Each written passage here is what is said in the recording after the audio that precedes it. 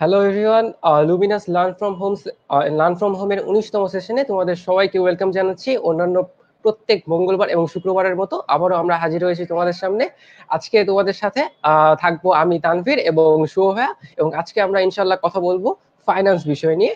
ফাইন্যান্সের অন্যতম গুরুত্বপূর্ণ একটা টপিক, চ্যাপ্টার 9-এ যেটা আমরা পড়ি ঝুঁকি ও মুনাফার হার, সেই চ্যাপ্টারটা নিয়ে আজকে আমরা আলোচনা করার চেষ্টা করব। আমাদের ইন্টারমিডিয়েট লেভেলে যাদের স্ট্যাটিস্টিক্স থাকে না, তারা অনেকেই এই চ্যাপ্টারটা দেখে একটু আতঙ্ক বোধ করি বা ভাবা চিন্তা করি যে আসলে এই চ্যাপ্টারের জিনিসগুলো এরকম কেন, বা এই চ্যাপ্টারে এত প্যাচগোছ কেন। ঝুঁকি তো ঝুঁকি, মুনাফা তো মুনাফাই। ঝুঁকি মানে টাকা পাবো না, মুনাফা মানে টাকা পাইছি, সহজ জিনিস, বাট এর ভিতরে এত প্যাচগোছ কেন। আমরা অনেকে এই জিনিসগুলো নিয়ে অনেক টেনশনের ভিতরে থাকি, বা অনেক ক্ষেত্রে ছোট ছোট ডিফারেন্স গুলো বুঝতে না পারার কারণে বা ছোট ছোট জায়গায় কনসেপচুয়াল ক্ল্যারিটি না থাকার কারণে অনেক সময় অনেক ভুল কিছু জাগিয়ে ফেলি। সো আজকে সেই সমস্ত জায়গাগুলোতে যাতে আমাদের কনসেপচুয়াল ক্ল্যারিটি এনশিওর হয়, সেটাই আজকে আমাদের মেইন অবজেক্টিভ হবে। তো সেই উদ্দেশ্য সামনে নিয়ে আজকে আমরা তোমাদের সামনে আবার হাজির হয়েছি লার্ন ফ্রম হোমের 19তম সেশনটি নিয়ে। সো আজকে অনেক পড়ালেখা হবে। তো তোমরা যারা ইতিমধ্যে আমাদের সাথে যুক্ত হয়েছো, তোমরা জানো তোমাদের কাজ কি। তোমাদের কাজ হচ্ছে তোমরা কে কোন কলেজ থেকে আমাদের সাথে যুক্ত হয়েছো সেটা দ্রুত কমেন্ট বক্সে জানিয়ে দাও। আমি কমেন্ট বক্সে দেখতে চাই যে তোমরা কোন কোন জায়গা থেকে আমাদের সাথে যুক্ত হয়েছো। আর এক্সট্রা একটা ইনফরমেশন আছে তোমাদের জন্য, বা এক্সট্রা একটা ইনফরমেশন বলবো না, ইনস্ট্রাকশন আছে তোমাদের জন্য। সেই ইনস্ট্রাকশনটা কি? সেই ইনস্ট্রাকশনটা হচ্ছে, অন্যান্য সময় তোমরা যে কাজটা করো সেটা হচ্ছে শেয়ার করো বা না করো, সুন্দর করে লিখে ফেলো শেয়ার ডান। এবং যেহেতু আমরা ভাই নিরীহ মানুষ, আমরা ভালো মানুষ এবং আমরা তোমাদের চোখ বন্ধ করে বিশ্বাস করি, সেহেতু আমরা তোমাদের স্লাইড পাঠাই দিই। বাট আমরা কিছুদিন ধরেই দেখতেছি যে তোমাদের ফাইজলামি একদম মাত্রাতিরিক্ত লেভেলে বেড়ে যাচ্ছে। তো সেই কারণে আমরা একটু চেঞ্জ করব। আমাদের প্ল্যানটা আজকে একটু চেঞ্জ হবে, আমাদের কাজটা আজকে একটু চেঞ্জ হবে। আজকে কমেন্টে শেয়ার ডান লিখে কোনো লাভ নাই। তুমি শেয়ার ডান লেখো বা না লেখো, তোমার যদি দেখতে ভালো লাগে তাহলে লিখো, না হলে না লিখলেও কোনো অসুবিধা নেই। তোমার যেটা কাজ সেটা হচ্ছে, শেয়ার করার পরে তুমি যে শেয়ার করছো তোমার প্রোফাইলে বা তোমার আইডিতে, সেটার একটা স্ক্রিনশট নিবা। সেই স্ক্রিনশটটা আমাদের পেজে ইনবক্স করবা। আবার বলতেছি, তুমি যে আমাদের এই লাইভটা শেয়ার করছো, সেই শেয়ারের একটা স্ক্রিনশট নিবা এবং সেই স্ক্রিনশটটা আমাদের পেজে ইনবক্স করবা।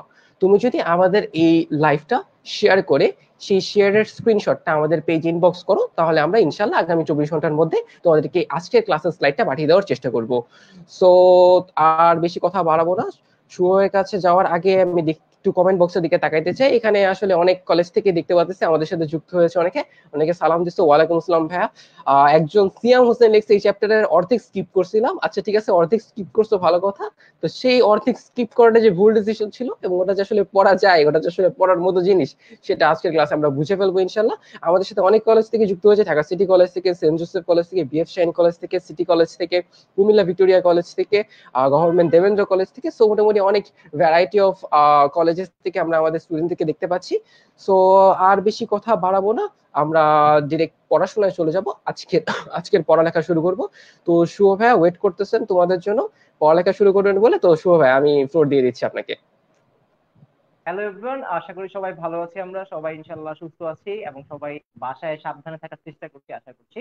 তো আমরাও তোমাদের দোয়ায়, তোমাদের আশীর্বাদে আল্লাহর রহমতে ভালোই আছি, সুস্থ আছি। আজকে তোমাদের 19তম সেশন লাইভ ক্লাসের। তো আজকে আমরা ফিনান্স সাবজেক্ট নিয়ে কথা বলবো। ফিনান্সের নবম অধ্যায় প্রথম পত্রে, সেটা নিয়ে আমরা আলোচনা করার চেষ্টা করবো, ঝুঁকি এবং অনিশ্চয়তা। তো ক্লাসটাকে আমরা আসলে দুই ভাগে ভাগ করেছি। দুই ভাগে ভাগ কিরকম, আজকে আমরা মোটামুটি 75% ইনশাল্লাহ কাভার করে ফেলবো, একদম ওইখান থেকে যা যা আসতে পারে সবকিছু নিয়ে আলোচনা করবো ইনশাল্লাহ। বাকি 25% আমরা পরবর্তী ক্লাসে পড়বো। তো ইনশাল্লাহ প্রথম যে 70% দেখাচ্ছে সেখানে যদি সবার মনোযোগ থাকে, সবাই যদি অ্যাট্রাকশন বা অ্যাট্রাকটিভলি আমাদের একদম অ্যাটেন্টিভলি শুনতে পারো, ইনশাল্লাহ তোমাদের এখান থেকে যে প্রবলেম গুলো হয় সেই প্রবলেম গুলো থাকবে না। সহজ করে বোঝানোর চেষ্টা করবো আমি আমার জায়গা থেকে। এখন যে জিনিসটা আমি একটু জানতে চাই, যে তোমরা আসলে আমাকে একটু কমেন্ট সেকশনে লিখে জানাও, আমার কথা বা তানভীরের কথা ক্লিয়ারলি শুনতে পাচ্ছ কিনা তোমরা। যদি ক্লিয়ারলি শুনতে পাও তাহলে একটু লিখো ভাইয়া ক্লিয়ার, আপনি স্টার্ট করতে পারেন, তাহলে আমরা সঠিক আলোচনায় বা আমাদের পূর্ণাঙ্গ আলোচনায় চলে যাব। সো আমি যেটা বলছিলাম, সবাই যারা যারা শুনতে পাচ্ছ ক্লিয়ারলি একটু লিখো ভাইয়া ক্লিয়ার। এছাড়াও তোমরা যেটা করবা, তোমরা একটু কষ্ট করে খাতা কলম নিয়ে বইসো। যেই ইনফরমেশন গুলো তোমরা এক্সট্রা জানা দরকার বা মনে রাখা দরকার, সেগুলো একটু নোট করে ফেলো। কানের মধ্যে অবশ্যই হেডফোন রাখবা। এতে করে যেটা হবে, আমাদের কথাগুলো তোমরা ক্লিয়ারলি শুনতে পাবা। তো তানভীর, তুমি যদি একটু কমেন্ট বক্সে হেল্প নাও যে ওরা আসলে ক্লিয়ারলি শুনতে পাচ্ছে কিনা আমাদের। হ্যাঁ ভাই, এখানে মোটামুটি আমি যেটা দেখতে পাচ্ছি সবাই কম বেশি বলছে যে হ্যাঁ ক্লিয়ারলি শুনতে পাচ্ছে, কোনো অসুবিধা হচ্ছে না। একজন ভাই আপনার হেয়ার কাটের প্রশংসাও করছে। তো এই হতেছে কিছু ভাই করার মোটামুটি নাই ভাই, অবস্থা। আসলে হেয়ার কাট এটা আমরা বাধ্য, কারণ আসলে করোনা পরিস্থিতি এমন অবস্থা, যে যেই চুল কাটতাম ধরো যে 2 সপ্তাহ পর পরে, এখন এমন ভাবে কেটে নিচ্ছি যাতে করে 3-4 মাস সেলুনে যাওয়া না লাগে আর কি, একদম সেফ খেলা দরকার আর কি। তো সেফ ভাই খেলার ঘুম চেষ্টা থেকে করতেছি ওঠার ইনশাআল্লাহ। পরে যে মাথায় চুল আছে এটা দেখেই তো ভালো লাগে, আর কাটি। Exactly, exactly. তো বেঁচে থাকাটাই আসলে এখন সবচেয়ে বেশি important. So let's start.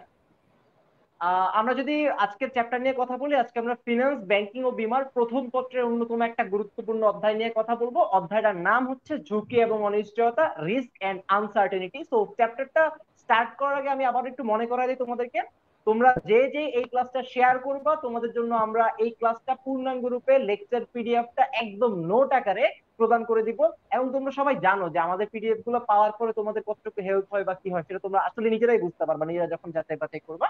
So পূর্ণাঙ্গ লেকচারটি নোট আকারে পেতে চাইলে অবশ্যই শেয়ার করবে বন্ধুদের সাথে, তোমার সবচেয়ে প্রিয় কাছের 2 বন্ধুকে মেনশন করবে, এবং ক্লাস শেষ হওয়ার পরে তোমার প্রোফাইল থেকে স্ক্রিনশট নিয়ে আমাদের পেজের মধ্যে মেসেজ দিবা, আমরা তোমাদেরকে স্লাইড প্রদান করব। আসলে সত্যি কথা বলতে তানভীর যেটা বলছিল, এর পাশাপাশি আমি একটা কথা অ্যাড করি, আমরা আসলে 2000 কমেন্ট বাছাই করে কারা কারা শেয়ার ডান লিখছে সেটাও যদি খুঁজে বের করতে চাই, সেটাও আমাদের জন্য অনেক সময় সাধ্য হয়ে যায়, অনেক কষ্ট সাপেক্ষ হয়ে যায়, তোমরা অনেকে পাও না। তো সহজ কাজ, স্ক্রিনশট নিব শেয়ারের, সেটিকে আমাদের পেজে মেসেজ দিব, আমরা 24 ঘন্টার মধ্যে ইনশাল্লাহ তোমাদেরকে পিডিএফ পৌঁছে দিব। Let's start. তানভীর আমরা যদি পরের স্লাইডে চলে যাই। সো আমরা একটা এমসিকিউ দিয়ে শুরু করি, খুবই সহজ এমসিকিউ।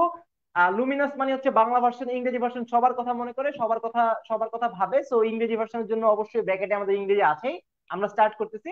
প্রত্যাশিত মুনাফা এবং প্রকৃত মুনাফার পার্থক্যকে কি বলে? খুবই সহজ প্রশ্ন, যে ফাইন্যান্স একদিনের জন্য পড়ছে সেও এই জিনিসটা পারে। তো অপশন এ ঝুঁকি বা রিস্ক, অপশন বি হচ্ছে ক্ষতি বা লস, অপশন সি হচ্ছে মুনাফা বা প্রফিট, অপশন ডি হচ্ছে অনিশ্চয়তা বা আনসার্টেনিটি। তো ঝটপট এ, বি বা সি বা ডি দ্রুত আনসার করে ফেলো। আমরা দেখতে চাই তোমাদের আসলে এই ছোট্ট নর্মাল টপিকটাতে সেন্স বা নলেজ কিরকম।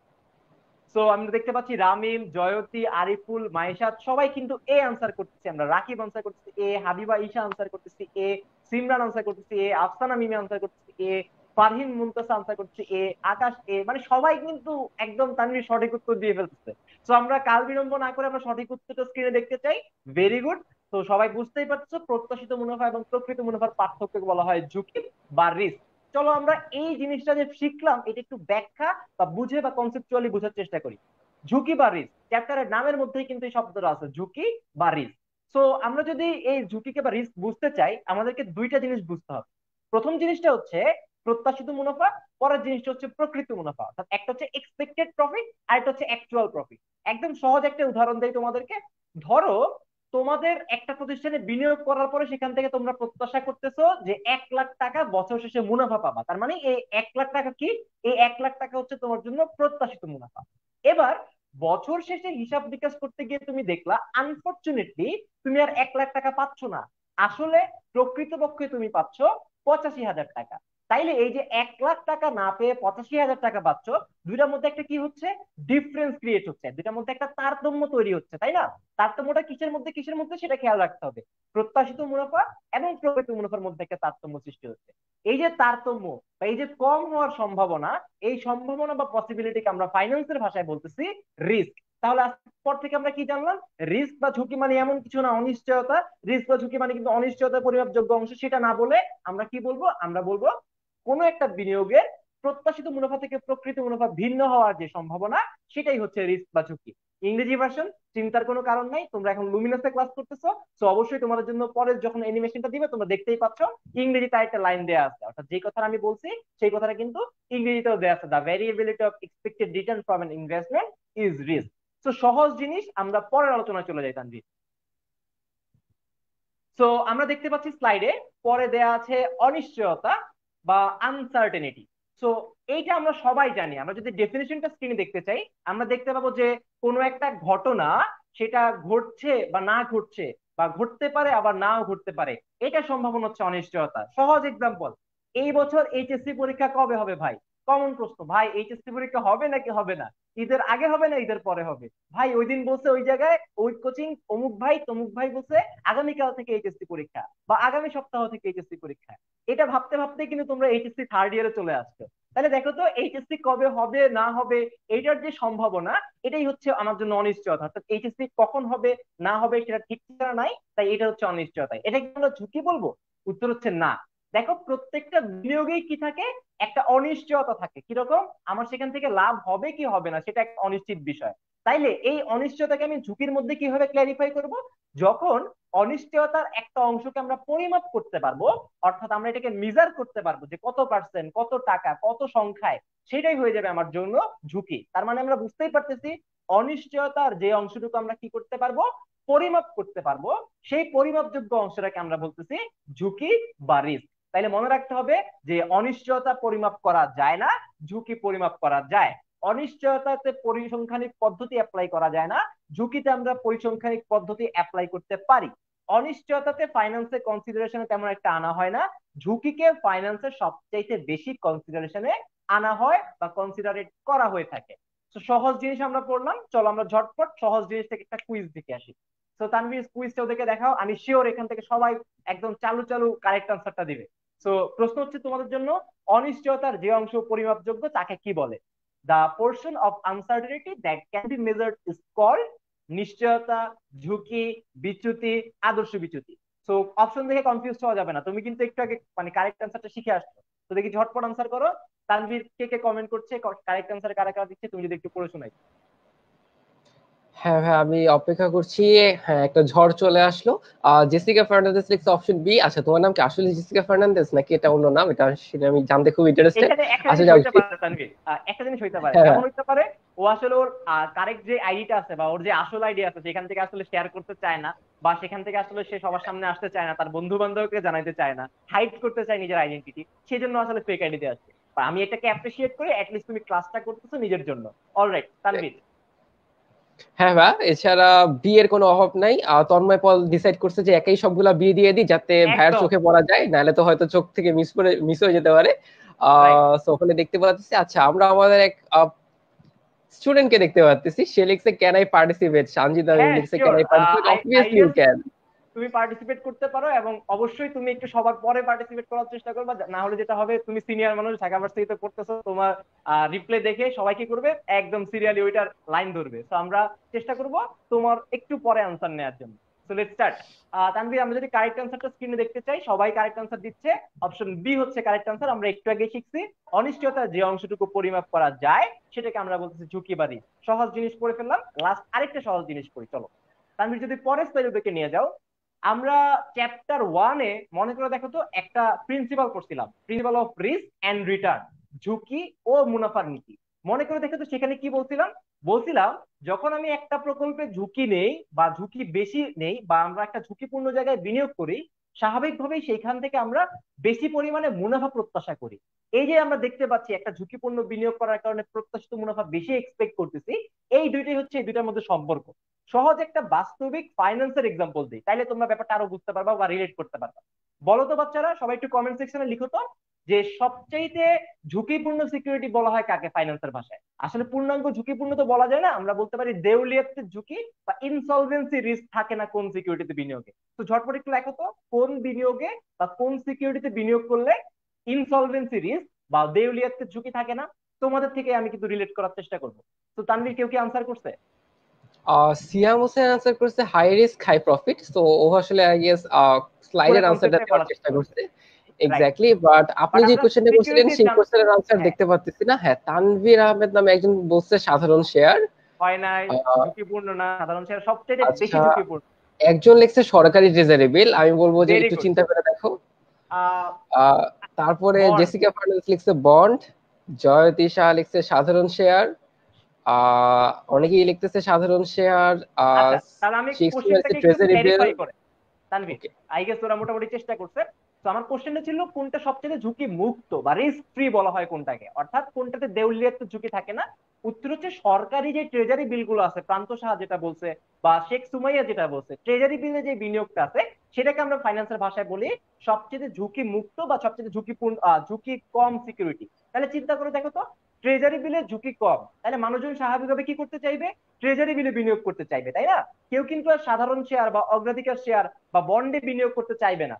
এখন চিন্তা করে দেখো তো, যদি একটা মানুষ বা একটা বিনিয়োগকারীকে বন্ডে বা সাধারণ শেয়ারের প্রতি আকৃষ্ট করতে হয়, কি করতে হবে? অবশ্যই তাকে ট্রেজারি বিলের চাইতে বেশি পরিমাণে রিটার্ন দিতে হবে। ফর এক্সাম্পল, যদি ট্রেজারি বিলে দেওয়া হয় 6% রিটার্ন, স্বাভাবিকভাবেই কেউ যদি সাধারণ শেয়ারে 6% দেখে বা বন্ডে 6% দেখে, পাগল না হইলে সে ট্রেজারি বিল বাদ দিয়ে অন্য কিছুতে বিনিয়োগ করবে না। কারণ কি, ওইখানে গেলে আমার ঝুঁকি নিতে হচ্ছে, আবার সেম পরিমাণ রিটার্ন পাচ্ছি। সো অবশ্যই 6%-এর চাইতে বেশি যখন রিটার্ন অন্য কোথাও পাবে, তখনই সে অতিরিক্ত ঝুঁকিটাকে নিতে চাইবে। তার মানে আমরা বুঝতেই পারতেছি, আমরা এখন স্লাইডে দেখতে পাবো অ্যানিমেশনের মাধ্যমে, যখন ঝুঁকি বৃদ্ধি পায় প্রত্যাশিত মুনাফা মানুষজনের বৃদ্ধি পেতে থাকে। আবার অপোজিটটা চিন্তা করো, যখন ঝুঁকি হ্রাস পেতে থাকে মানুষেরও মুনাফার প্রত্যাশা কিন্তু হ্রাস পাইতে থাকে। তাহলে আমরা বুঝতেই পারতেছি, প্রথমটা যখন বৃদ্ধি পায় দ্বিতীয়টাও বৃদ্ধি পায়, প্রথমটা যখন হ্রাস পায় দ্বিতীয়টাও হ্রাস পায়। তার মানে কি, দুইটা সেম দিকে যাচ্ছে না? এই জন্যই তোমরা বাচ্চাকালে পড়ে আসছো, ঝুঁকি এবং প্রত্যাশিত মুনাফার মধ্যে সম্পর্কটা হচ্ছে ধনাত্মক বা পজিটিভ বা সমমুখী। আমি আবার ব্যাপারটাকে বলতেছি, ট্রেজারি বিল হচ্ছে সবচাইতে কম ঝুঁকিপূর্ণ বা সবচাইতে ঝুঁকিবিহীন সিকিউরিটি আমরা বলে থাকি। ট্রেজারি বিল বাদ দিয়ে অন্য সিকিউরিটিতে একজন বিনিয়োগকারী তখনই বিনিয়োগ করবে যখন তাকে ওই হাই রিস্কের জন্য হাই প্রফিট দিয়ে কম্পেনসেট করা হবে। তাই দুইটা সম্পর্কটা কেমন, এটা সবচেয়ে বেশি ইম্পর্টেন্ট। বুঝো আর না বুঝো ভাই, এটা মনে রাখতে হবে, পরীক্ষা এটাই আসে। ঝুঁকি এবং প্রত্যাশিত মুনাফার মধ্যে সম্পর্ক কেমন, ধনাত্মক বা সমমুখী।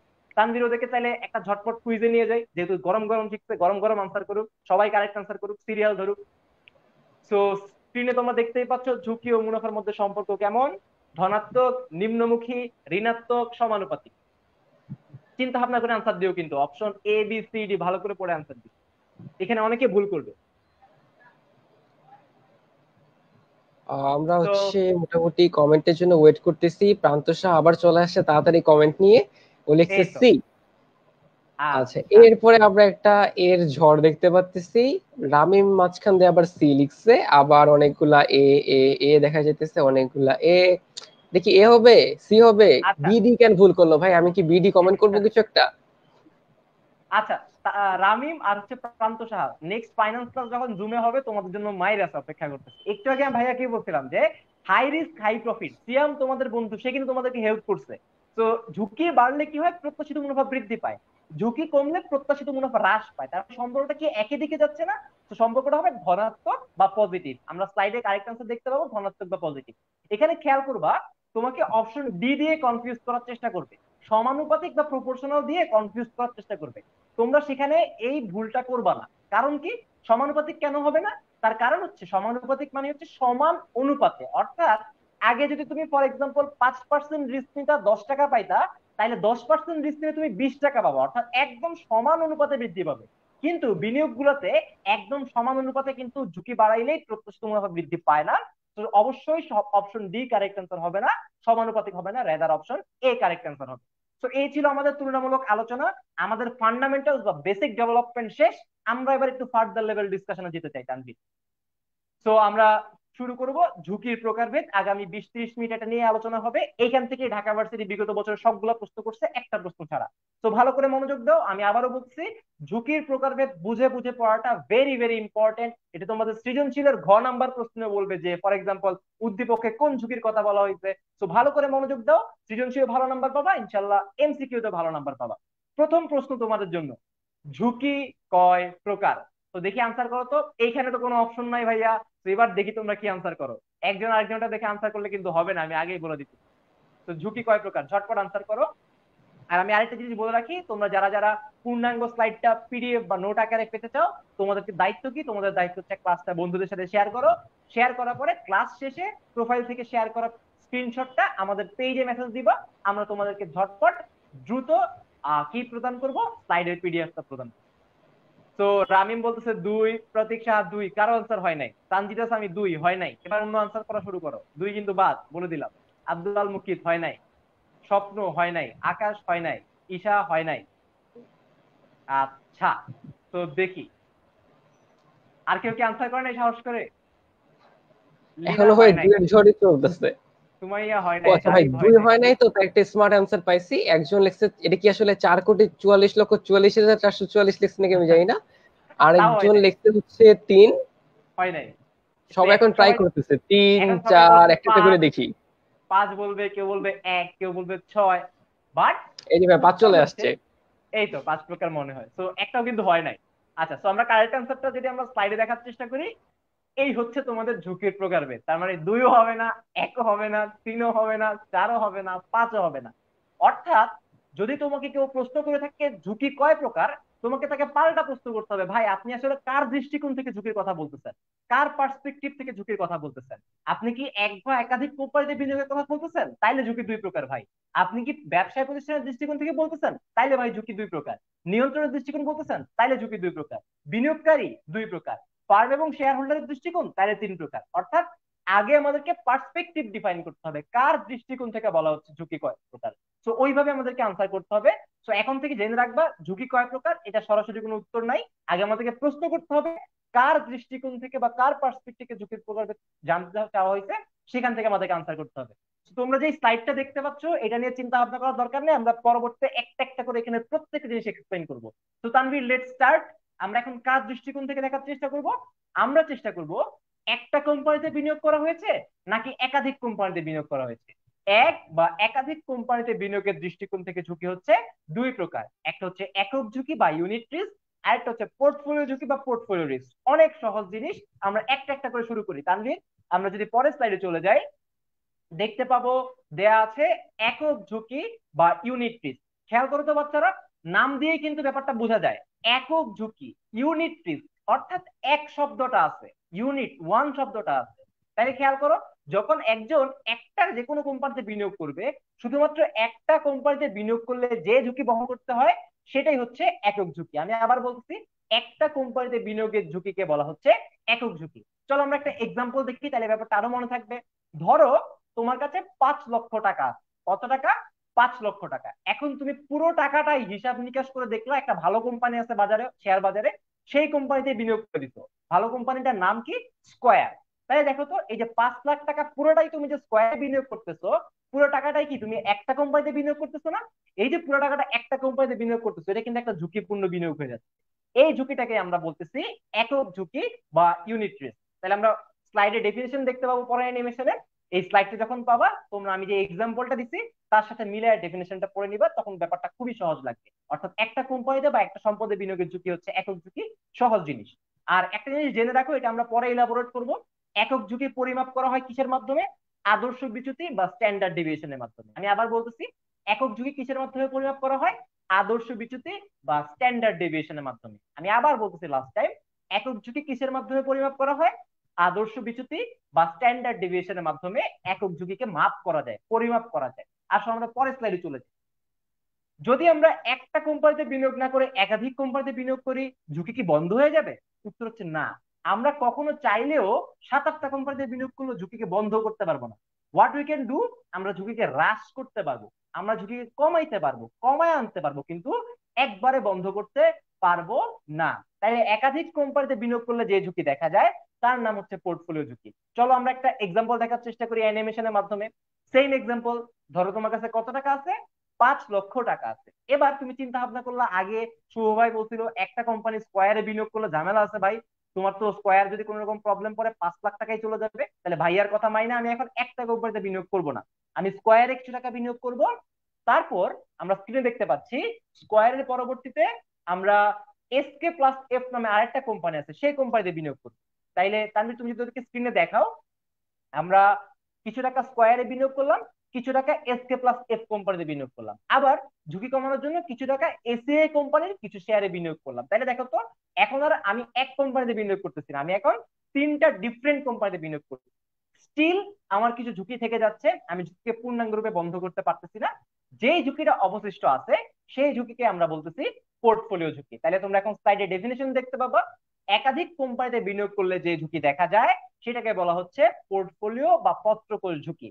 এবার একটা জিনিস এখানে মনে রাখতে হবে তোমাদেরকে, পরীক্ষায় প্রায় প্রশ্ন আসে, পোর্টফোলিও বিনিয়োগের বা পত্রকোষ বিনিয়োগের মূল উদ্দেশ্য বা মেইন অবজেক্টিভ কি? আমরা স্লাইডে এখন দেখতে পাবো, পোর্টফোলিও বিনিয়োগের মূল উদ্দেশ্য উদ্দেশ্য হচ্ছে ঝুঁকি হ্রাস করা। ঝুঁকি কিন্তু বন্ধ করা যায় না। তার মানে তুমি যদি ওদেরকে ব্যানারটা সরায় ওদেরকে হেল্প করো, পোর্টফোলিওর মূল উদ্দেশ্য কি? মূল উদ্দেশ্য হচ্ছে ঝুঁকি হ্রাস করা, রিস্ক মিনিমাইজেশন। অর্থাৎ ঝুঁকিকে বন্ধ করা যায় না, ঝুঁকিকে কোনোভাবেই সম্পূর্ণরূপে নির্মূল করা সম্ভব না। তাই আমরা আনসার করব ঝুঁকি হ্রাস করা যায় কিসের মাধ্যমে? পোর্টফোলিওর মাধ্যমে। তাইলে আমরা বুঝতেই পারলাম একক ঝুঁকি থাকতে পারে, পোর্টফোলিও ঝুঁকি থাকতে পারে। এখানে তোমাদের বইতে তোমরা দেখতে পাবো আরেকটা কনসেপ্ট আছে, ঢাকা ভার্সিটির জন্য অনেক বেশি ইম্পর্টেন্ট কনসেপ্ট। দেখো আমরা পরের স্লাইডে এখন জিনিসটা পড়বো। সেটা কি? দক্ষ পোর্টফোলিও। দক্ষ পোর্টফোলিও বা ইফিশিয়েন্ট পোর্টফোলিও মানে কি? আচ্ছা, আগে আমরা দক্ষ ওয়ার্ডটা বুঝি, ইফিশিয়েন্ট ওয়ার্ডটা বুঝি। ধরো আমরা যখন বলি তোমাদের তানভীর ভাইয়া ইংরেজিতে দক্ষ, এর মানে কি প্রকাশ করি আমরা? এর মানে তানভীর ভাইয়ার পড়াগুলো সহজে তোমরা বুঝতে পারো, বা তানভীর ভাইয়ার যে টেকনিক গুলো আছে ইংরেজিতে সেটা মানুষজন সহজে বুঝতে পারে, তাই ভাইয়াকে আমরা ইংরেজিতে দক্ষ বলতেছি, ইফিশিয়েন্ট বলতেছি। তাহলে আমরা একটা পোর্টফোলিওকে কখন দক্ষ বলবো, কখন ইফিশিয়েন্ট বলবো? যখন দেখতে পাবো ওই পোর্টফোলিও সেট করার কারণে আমি সবচেয়ে কম পরিমাণ ঝুঁকিতে আছি, সবচেয়ে লোয়েস্ট রিস্কে আছি, প্লাস একই সাথে আমার সবচেয়ে বেশি মুনাফাও আসতেছে। তাইলে যখনই আমরা দেখতে পাবো এমন একটা পোর্টফোলিও সেট করছি যেই পোর্টফোলিওতে ঝুঁকি সবচাইতে কম, মুনাফা সবচাইতে বেশি, সেটাকে আমরা বলতেছি দক্ষ পোর্টফোলিও। এবার আমরা একটু বইয়ের ডেফিনেশনে চলে আসি। মনে রাখবা, দক্ষ পোর্টফোলিওর কন্ডিশন দুইটা। কয়টা কন্ডিশন? দুইটা।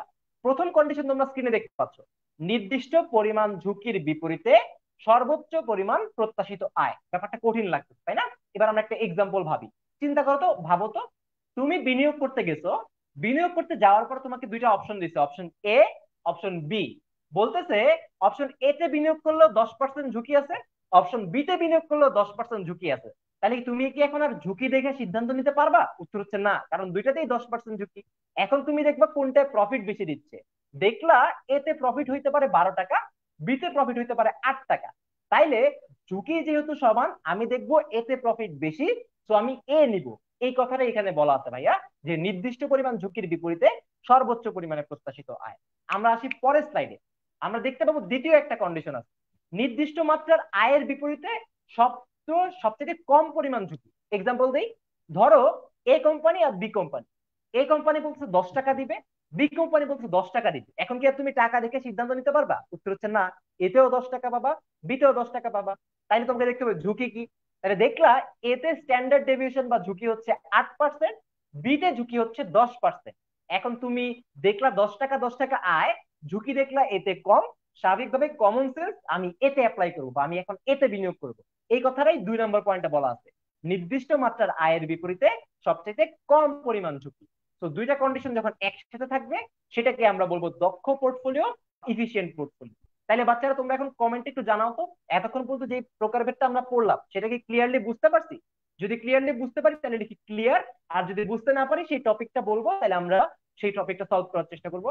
তানভীর ওদেরকে আমরা কুইজে নিয়ে যাই ততক্ষণে, ওরা ক্লিয়ার লিখতে লিখতে আমরা কুইজে চলে যাই।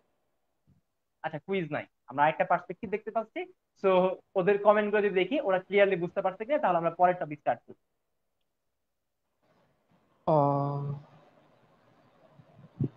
একজন লিখছে ভাইয়া যে সব তো ভুলে গেছি ভাইয়া, কোনো ওয়ে আছে সবকিছু মনে করার? স্বাভাবিক, ক্লাসটা করো, তারপরে তুমি আবার স্লাইডটা শেয়ার করলে তো পাবাই, রিডিং করবা তাহলে মনে পড়বে। তো ভুলে গেছো, ভুলের ওষুধ হচ্ছে কমন সেন্স অ্যাপ্লাই করে বুঝো, বাস্তবের সাথে রিলেট করে বুঝো। যদি তুমি সেটা করতে পারো, জীবনও ভুলবা না ইনশাল্লাহ। এটা আমি এখন কথাগুলো বলতেছি, আমি কিন্তু একটা বানায়া বলতেছি না, সব বাস্তব এক্সাম্পল দিতেছি, তোমার সাথে মিলা মিলা যুক্তি দিয়ে দিচ্ছি। তাহলে তুমি ভুলবা কেন? আর স্বাভাবিকভাবে তুমি ভুলবা না। চলো আমরা পরের আলোচনায় চলে যাই, দ্বিতীয় পার্সপেক্টিভ থেকে ঝুঁকি।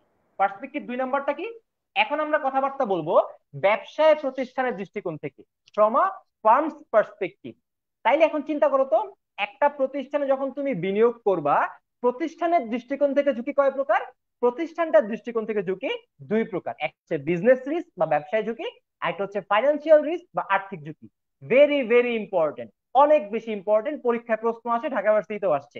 চলো আমরা শুরু করি। প্রথমেই শিখবো আমরা ব্যবসায় ঝুঁকি বা বিজনেস রিস্ক। আচ্ছা, আমরা ওয়ার্ডটা খেয়াল করি তো, নামটা খেয়াল করি, নামটা কি? বিজনেস। তার মানে বিজনেস রিস্ক কই থেকে আসে? বিজনেস থেকে আসে। মনে রাখবে এইভাবে, ব্যবসা ঝুঁকি কই থেকে আসে? ব্যবসায় থেকে আসে। এবার আমরা আরেকটা জিনিস মনে করার চেষ্টা করি, ব্যবসায়ের মূল উদ্দেশ্য কি? আমরা জানি ব্যবসায়ের মূল উদ্দেশ্য হচ্ছে মুনাফা অর্জন করা। আমি আবার বলতেছি, বিজনেসের মেইন অবজেক্টিভটা কি? প্রফিট আর্ন করা, বা মূল উদ্দেশ্য হচ্ছে মুনাফা অর্জন করা। তাইলে চিন্তা করো তো, এই যে তুমি মুনাফা করতে চাচ্ছ, তুমি যখন একটা পণ্য বা একটা সেবা দাও, তখন এগুলো বিক্রি করে তুমি কি পাও? টাকা পাও না? এই টাকা কি সকল মানে পাওয়ার সাথে সাথে পকেটে ভরে নাও? উত্তর হচ্ছে না। তুমি আগে তোমার প্রতিষ্ঠানে যে ব্যয়গুলো আছে, ওই টাকা দিয়ে তুমি আগে ব্যয়গুলো মেটানোর চেষ্টা করো। ব্যয় মেটানোর পরে যেই টাকাটা তুমি থাকে অবশিষ্ট, সেটাকে তুমি প্রফিট হিসেবে বাসায় নিয়ে যাও। তাইলে বলো তো, ব্যবসায় করতে গিয়ে তোমার যে আয় হইতে পারে, এই আয় দিয়ে কিন্তু সবসময় পরিচালন ব্যয়গুলো নাও তুমি থাকতে পারো, মেটাতে না পারার সম্ভাবনাও কিন্তু একটা থাইকা যায়। এই যে স্লাইডে দেখতে পাচ্ছ আয় থেকে পরিচালন ব্যয় মেটাতে না পারার সম্ভাবনা, এটাকেই আমরা বলতেছি বিজনেস রিস্ক বা ব্যবসায় ঝুঁকি। আমি একটা এক্সাম্পল দিই। ফর এক্সাম্পল, ধরো তোমার কাছে 50,000 টাকা এই বছরের আয় হয়েছে, রেভিনিউ হয়েছে।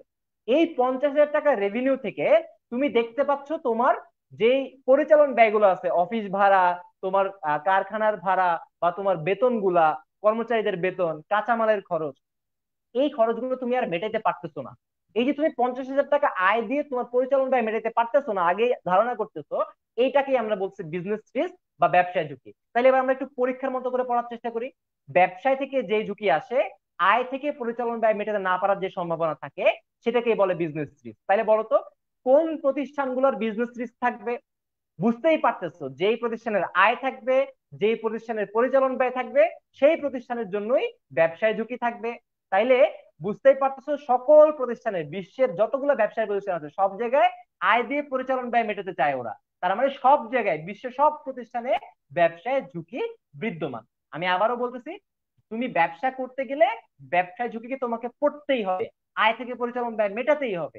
তো ব্যবসায় ঝুঁকি সব প্রতিষ্ঠানে দেখা যায়। তাহলে আমরা পরের স্লাইডে গিয়ে ওদেরকে পরের ঝুঁকিটা বুঝাই, আর্থিক ঝুঁকি, ফাইন্যান্সিয়াল রিস্ক। আমরা একটা এক্সাম্পল দেখি, তারপরে এটাকে আমরা বোঝার চেষ্টা করবো। ধরো দুইটা কোম্পানি আছে, আবার কোম্পানি এ, কোম্পানি এ কি করছে, ওর যতগুলা মূলধন আছে, যতগুলা ক্যাপিটাল দরকার, সব মালিকদের থেকে নিচ্ছে, বাইরে থেকে 1 টাকাও লোন নেয় নাই। তার মানে ওর মূলধন কাঠামোতে কোনো ধরনের ঋণকৃত মূলধন বা ডেট ক্যাপিটাল নাই, সব কি, সব হচ্ছে মালিকানা মূলধন বা ইকুইটি ক্যাপিটাল। তাহলে চিন্তা করো তো, ওর যেহেতু বাইরের কোনো ধরনের মূলধন নাই, বাইরের কোনো ঋণ বা লায়াবিলিটি নাই, সো আমরা দেখতে পাবো অ্যানিমেশনের মাধ্যমে ওর ক্ষেত্রে কোনো ফাইন্যান্সিয়াল রিস্কও নাই। তার মানে নো ফাইন্যান্সিয়াল রিস্ক। তানভীর থেকে একটু স্লাইডে যদি দেখাও পরে স্লাইডটা, যে মালিকানা মূলধন কোম্পানি এ, বাইরে থেকে কোনো লোন নেয় নাই, তার মানে কোম্পানির ক্ষেত্রে কি নাই, কোনো ধরনের ফাইন্যান্সিয়াল রিস্ক নাই। তাহলে আমরা বুঝতেই পারতেছি, মালিকানা মূলধন যদি থাকে, বাইরে থেকে যদি কোনো ধরনের ঋণ না নিয়ে থাকে, প্রতিষ্ঠানের কোনো আর্থিক ঝুঁকির সৃষ্টি হয় না।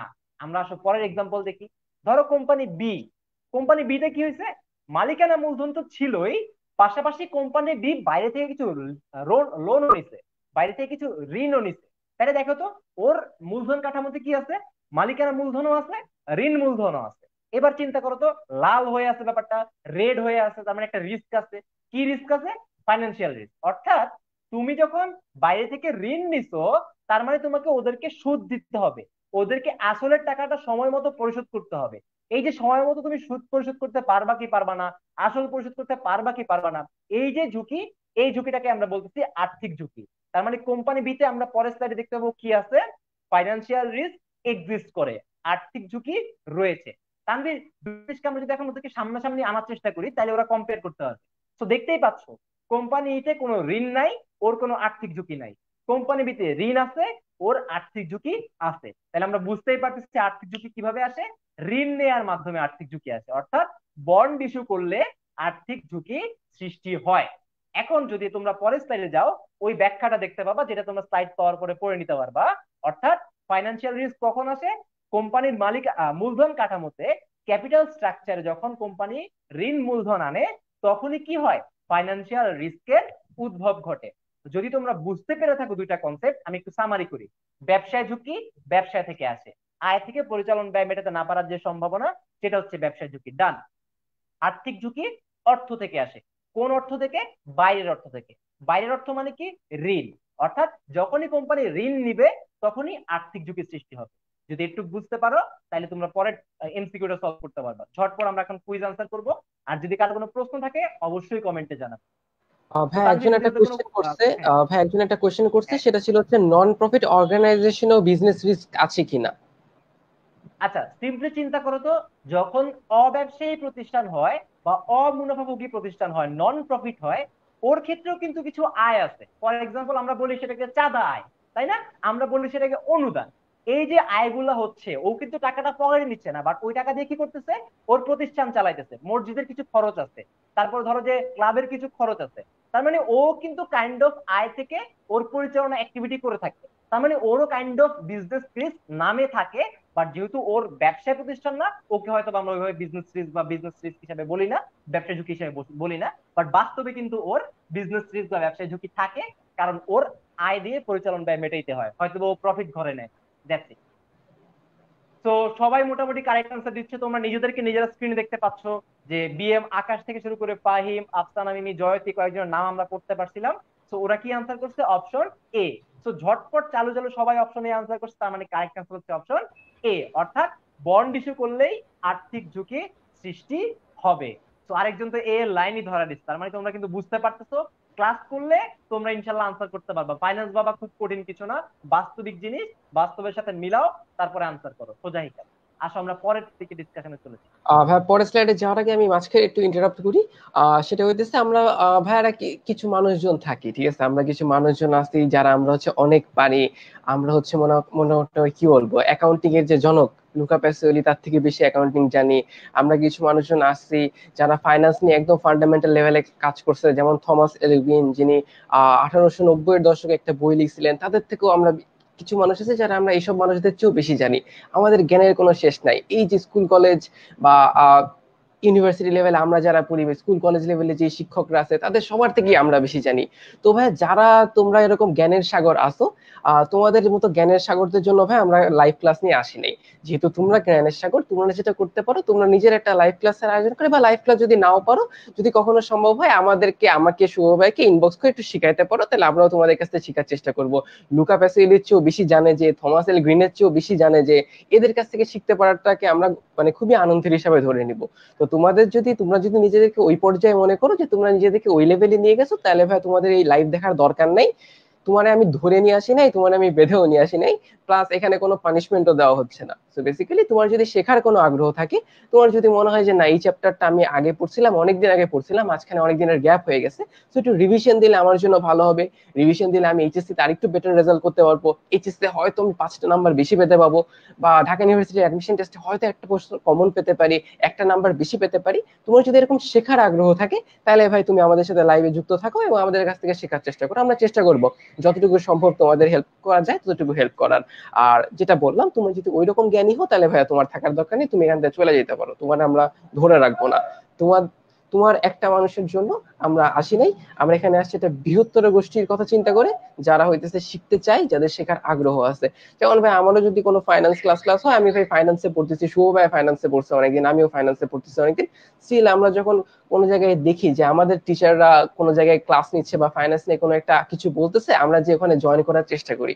বেসিক্যালি জয়েন করলে দেখা যায় যে অনেক কিছু আমরা জানি, বা স্টিল আমরা শোনার চেষ্টা করি, কারণ হয়তো ওখানে একটা এক্সট্রা ইনফরমেশন থাকবে, যে ইনফরমেশনটা আমি জানতাম না, একটা এক্সট্রা জিনিস আমি শিখতে পারলাম ওই জায়গা থেকে। তো শেখার একটা আগ্রহ থাকতে পারে, জানার একটা আগ্রহ থাকতে পারে। যদি এতটাই অহংবোধ থাকে নিজের ভিতরে যে আমি সবকিছু পারি, তাহলে ভাই এখানে থাকার দরকার নেই, বাসায় ঘুমাও, সেটাতেও কাজে দিবে।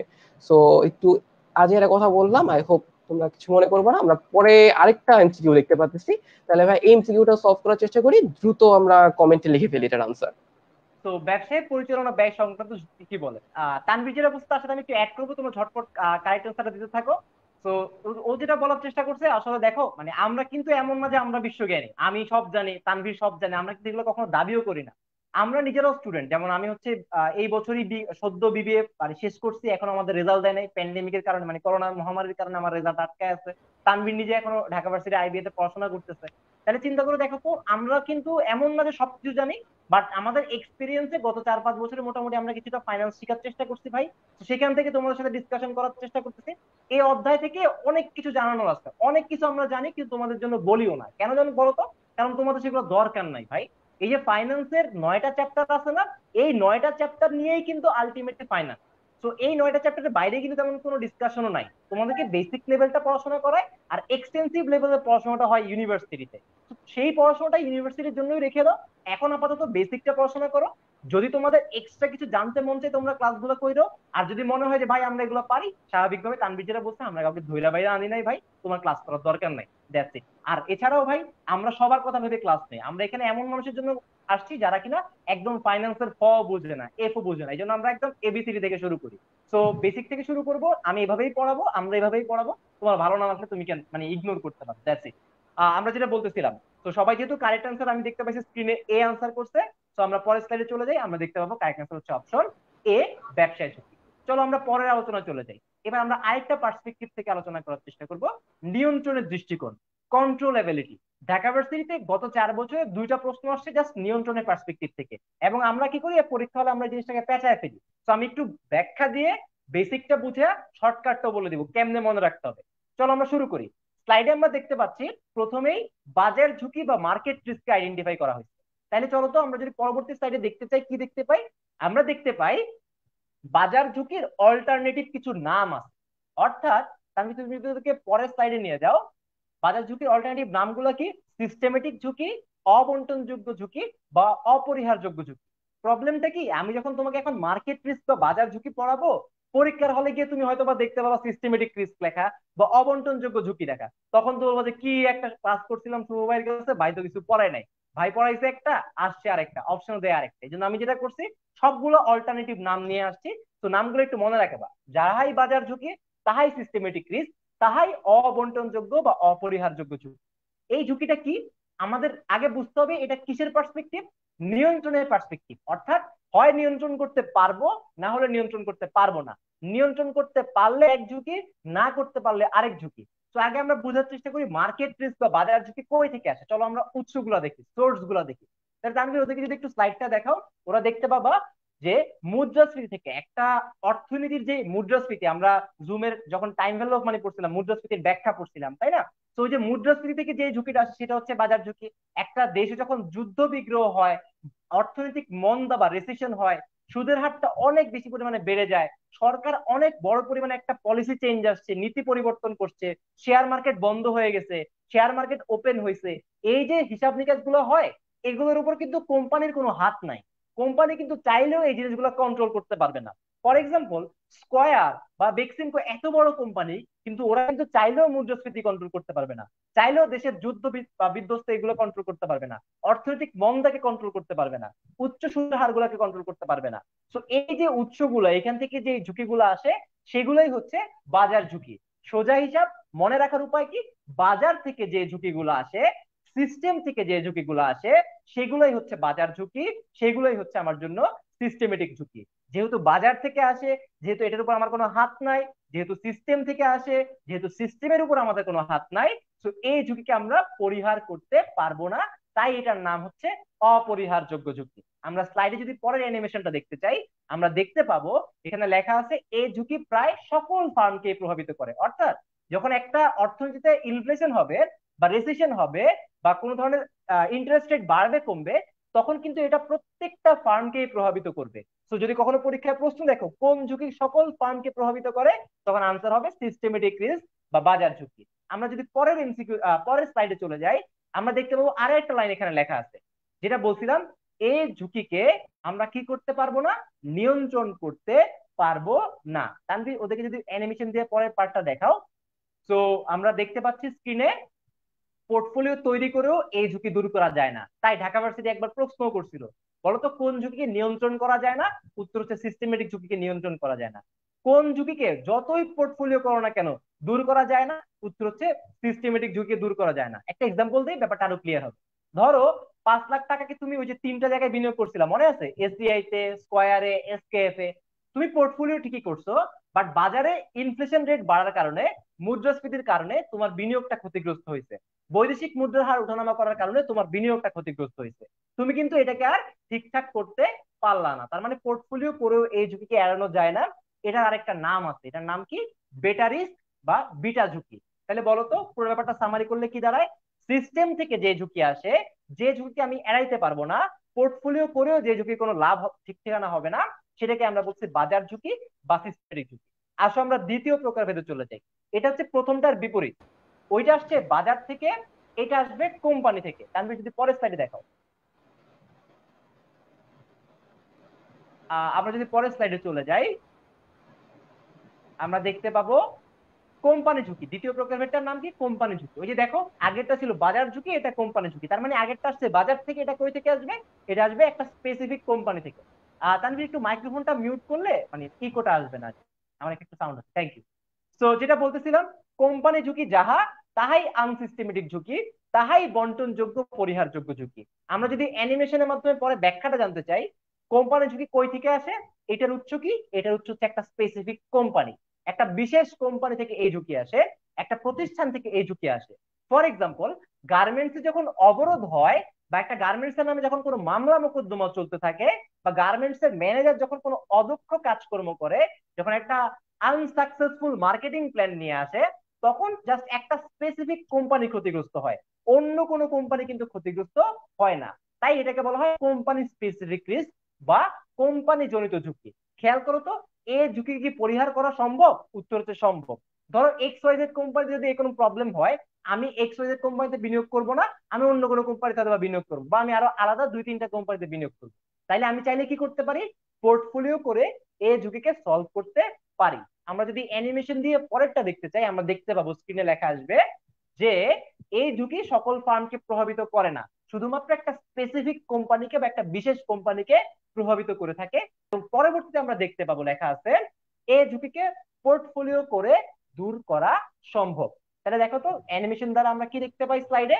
এই ঝুঁকিকে পোর্টফোলিও করে দূর করা যায়। আমি দুইটাকে সামারি করতেছি, মনে রাখবে এভাবে।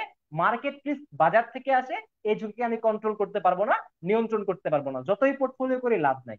কোম্পানি ঝুঁকি কোম্পানি থেকে আসে, এই ঝুঁকি সকল ফার্মকে প্রভাবিত করে না, পোর্টফোলিও করলে এটাকে আমি সলভ করতে পারবো। আসো আমরা ডিরেক্ট চালু চালু কুইজে চলে যাই। তো প্রশ্ন তোমাদের সামনে ঢাকা ভার্সিটি 2017-18 প্রশ্ন। যে ঝুঁকি ফার্ম উদ্ভূত এবং হ্রাস করা যায় তাকে কি বলা হয়? তো দ্রুত আনসার করো, আমরা একটু আগেই পড়ছি জিনিসটা। তো কমেন্ট বক্সে তানভি। হ্যাঁ ভাই, এখানে ভাই একটা কোয়েশ্চেন ছিল, সেটা হচ্ছে অনেক হাই লেভেলের কোয়েশ্চেন করে ফেলছে একজন। সেটা হচ্ছে ভাইয়া, অর্থনৈতিক মন্দা কিভাবে সৃষ্টি হয়? তো যদি ভাই আপনি এটা একটু নিয়ে কথা বলতেন। আচ্ছা, অন্যদের কথা যদি দেখি, কোশ্চেনের আনসার নিয়ে যদি কথা বলি, তাহলে সবাই মোটামুটি অপশন বি অ্যান্সার দিচ্ছে। মোটামুটি সবার কাছ থেকে বি দেখা যাচ্ছে। ফারহিন লিখছে অপশন বি, নুসরাত লিখছে অপশন বি, তার মানে ওরা কিন্তু তারপরে নুসাইবা ক্লাস লিখছে অপশন করে, বি। হ্যাঁ, ক্লাস করে সঠিক উত্তরটা দিতে পারতেছে। তো যে একজন প্রশ্ন করছে, তুমি সঠিক উত্তরটা দেখো, আমি ওর ব্যাখ্যাটা একটু দেই। অর্থনৈতিক মন্দা কিভাবে সৃষ্টি হয়, এটা হচ্ছে ধরো একটা 3-4 ঘন্টার আলোচনা। আমি তোমাকে জাস্ট জিস্ট কথাটা বলি। যখন একটা অর্থনীতিতে মানে কোনো একটা বিশাল প্রবলেম হবে, ফর এক্সাম্পল আমি যদি চিন্তা করি এখন যে এই করোনা ভাইরাস যদি আগামী 1 বছর আল্লাহ না করুক এভাবেই চলতে থাকে, ব্যবসা বাণিজ্য যদি এভাবেই স্থবির অবস্থা থেকে থাকে, ইম্পোর্ট এক্সপোর্ট যদি বন্ধ হয়ে যায়, তখনই কিন্তু একটা মহামারীর কারণে একটা অর্থনৈতিক মন্দার সৃষ্টি হবে। অর্থাৎ আমাদের ইকোনমিতে যেই পরিমাণ ক্যাপিটাল বা মূলধন দরকার, যে পরিমাণ টাকা পয়সা দরকার, সেই পরিমাণ টাকার সাপ্লাই থাকবে না, সেই পরিমাণ টাকার যোগান থাকবে না, এবং সেই পরিমাণ টাকার হয়তো বা ডিমান্ডও নাও থাকতে পারে। তো এই প্রবলেম গুলোর কারণে যেটা হয়, পুরো বিশ্বে বা পুরো অর্থনীতিতে, একটা দেশের অর্থনীতিতে মন্দা সৃষ্টি হয় বা রিসেশনটা দেখা যায়। তো এটা হচ্ছে বেসিক জিস্ট আলোচনা। তো আমরা যদি আরেকটা নতুন কুইজ দেখতে চাই, আমরা দেখতে পাবো স্ক্রিনে পরের স্লাইডে। তানভীর যদি পরের স্লাইডে চলে যাও। আহ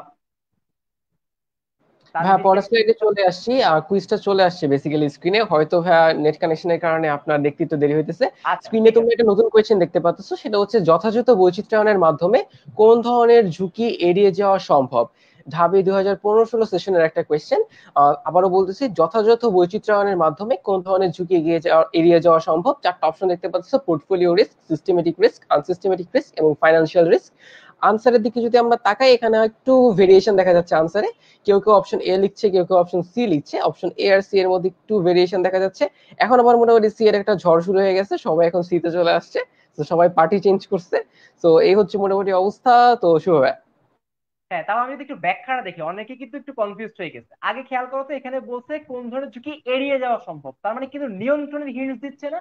তো যেহেতু নিয়ন্ত্রণের হিন্টস দিচ্ছে, আমার কিন্তু আনসার হবে দুইটার একটা, হয় সিস্টেমেটিক রিস্ক নাইলে আনসিস্টেমেটিক রিস্ক। আমার কিন্তু বলে নাই যে একাধিক কোম্পানিতে বিনিয়োগ করলে কি হয়, একটা কোম্পানিতে বিনিয়োগ করলে কি হয়।